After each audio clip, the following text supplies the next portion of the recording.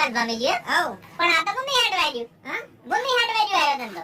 બાપુજી હા ઘણાય કહેતા હોય છે કે ચાર લોકો હું કહેવી હા. બરોબર હા. પણ આ ચાર લોકો યા ની ઈ કશું નહીં કહેતા મોણસની પ્રગતિ નહીં કરવા દેતા મોણસને આગળ નહીં વધવા દેતા મોણસને હારો ધંધો નહીં કરવા દેતા આ ચાર લોકો છે ને મોણસની પથારી ફેરવી નાખી છે મને ખબર છે પણ તમારે કેવું નહીં. મારે જે ધાર્યું છે ને એ મુકાયો.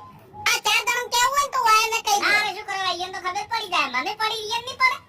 બસ તાણી કશો વાંધો નહીં. હું કોણ રસ્તો કાઢું તમારો ધંધો બંધ કરવા માટે. કેટલું સહન કરવાનું એમ નહીં સહન શક્તિની મોણસની એક હદ હોય એમ હવે તમે તાર આઈ જો હડો ખબર પડે લા ઠેકાજી.